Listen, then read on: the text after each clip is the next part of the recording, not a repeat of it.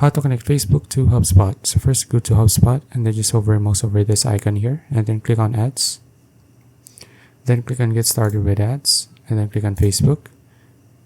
And then you just need to continue to your Facebook account.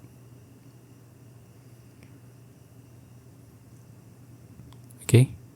Now you just need to select your ad account and then click on connect ad accounts. And then click on next here at the bottom. Click on your page. Click on next again. And then choose your pixel here. So just choose one. And then of course you can also skip this step if you want. And then click on go to ads.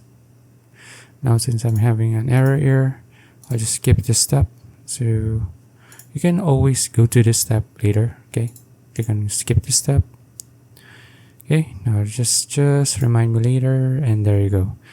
Now just to check if our Facebook account has been connected, as you can see my account has been connected here. Okay, so that's it. If you found this video useful, please like and subscribe for more videos like this. See you in the next one.